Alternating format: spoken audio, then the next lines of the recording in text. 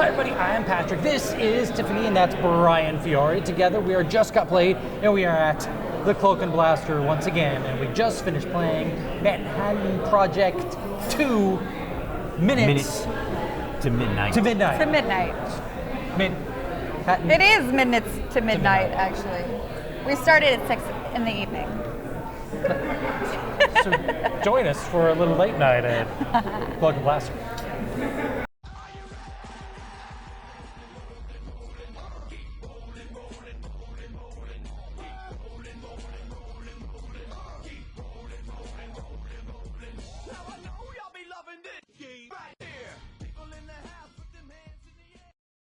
Yes.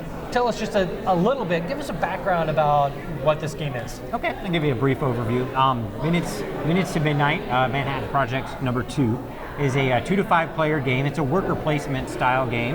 And it's kind of set up like an arms race where each of the players are building up. They've already discovered nuclear weapons, and so now each player basically has to deploy all of those nuclear weapons into their submarines, into their bombers, into their third world countries that are their proxies, and so that's basically what you're trying to do, is create this giant arms race so that now that you've discovered the weapons, now you got to position them for use. The game takes about, go ahead. It's a lot like the original Manhattan Project, where you do have a local worker placement board where everyone puts stuff on, and then you have with those worker placements, you build buildings, and then that goes into your own little worker placement area. And then, of course, if you have spies like Tiffany does, then you can bump spies in there, and she can use my worker placement area. That's kind of sort of the gist of the game, right? Yeah, you got your I forget what you call it, where your main actions are, right? And you can convert some of your workers from standard workers into the spies and politicians and all kinds of stuff, and they each have their own unique actions that they can take, right?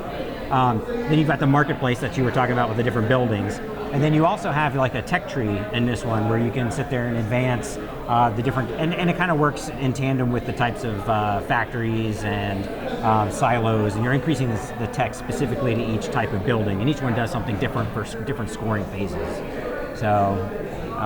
And kind of the one thing that sets this worker placement apart is after you've deployed your guys, you have your retrieval phase, but that's when you get all the nice benefits, is when you're pulling your guys back one by one. It's kind of like a reverse backdoor kind of strategy where you get all your benefits or something. So with that, Patrick, what would you say is your favorite thing about Minutes to Midnight? I love this game. Both of you know I hate worker placement generally. I do not like it. I feel like it's very boring, but this game does not feel boring. You've got tons and tons of player options, and the best part about your player options, all the player options that you have, is the fact that it doesn't really have an opportunity to cause you AP, because you only get to do 2 worker placements per turn. Now it does open up a lot of possibilities. You get to buy stuff and build stuff, and you're like, I don't want to build, and that kind of thing, but there's very little AP because you don't have a lot of decisions. You have a lot of decision to make, but not a lot of decisions to make. Does that make sense? You've only got 2, really, to only 2 worker placements, but lots of places to put your stuff. Tiffany, if you had to pick one thing you liked the most. I'd have to say it's a war-themed game, but it doesn't really feel like a war-themed game. There's not a lot of overt or direct aggression. It's really indirect. If you kind of screw over other players, it's just because you took their spot.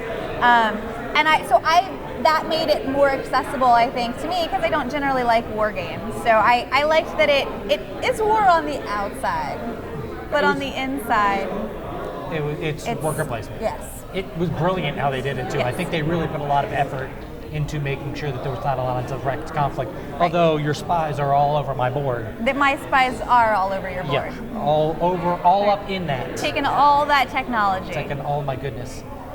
Brian Fiore, if you had to pick one thing that you liked. Aside to lending lots of opportunities for innuendo, my favorite thing, I like the victory track for the game.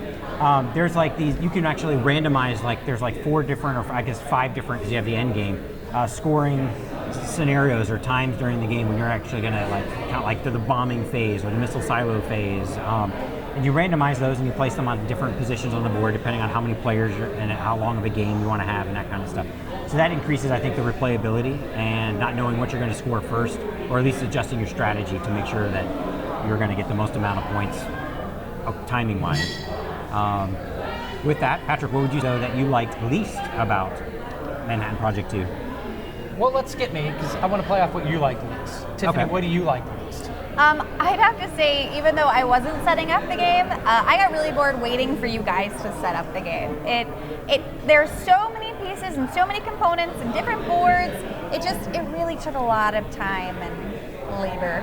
We were reading the rules too, and the rules are set up really, really well, but they are really, really large, Yes. and there's a lot of stuff.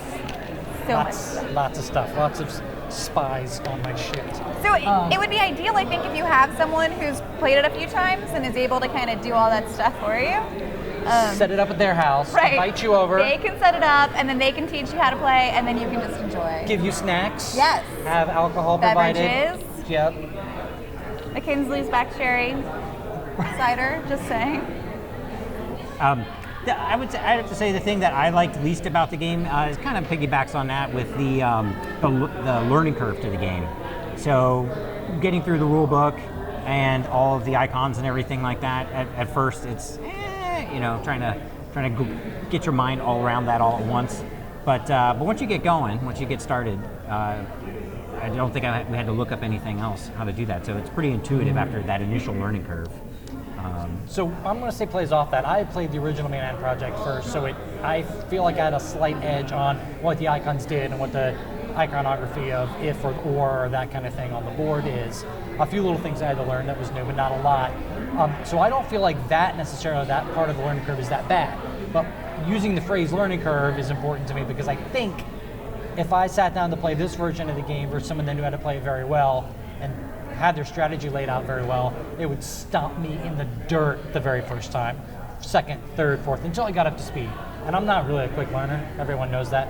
So it would take a while for me Doesn't to... have much of a top speed on top of that. Yeah, that's true. I don't accelerate quickly or get up to speed, maintain speed. Thank you, Brian. You're welcome. But that's why I think the learning curve is different than what you say. I think the iconography is really intuitive, but all the strategies, it's got all the strategies in it. So if you don't have all your strategies, you're not going to be doing it well.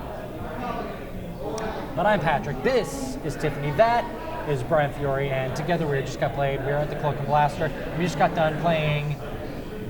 Minutes to Midnight, Manhattan Project 2. Here's the box cover. Oh, yes. Just Close. There you go. I can rotate it. Thank you very much for watching.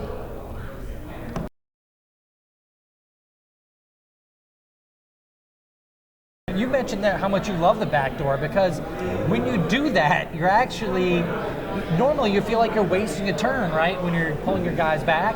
But you like that backdoor action where you're getting all the benefits when you pull the guys back so you don't feel like you're wasting anything. yeah. The backdoor action is a little bit of a surprise, I think, in this game. Well, I mean, if you haven't played it before. Right. Sure. Yeah, you don't see it coming. Yeah, you don't see it coming. But otherwise, it's really neat because psychologically it does play on you where, oh, I'm going to put my guys out and I'm going to earn this stuff. So that feels like a bonus to you. And then when you do finally pull them out, you... Yeah. And sometimes, I mean, You get all that goodness. and before the retrieval phase, you do have it where you're placing all your workers Slow out. But not only will you be taking actions, you can clog up a lot of the other places. And then when you do the retrieval phase, like you were saying, you pull out and you get that surprise, and that's when all the different things can happen. And sometimes you can make a mess out of the other players' strategies.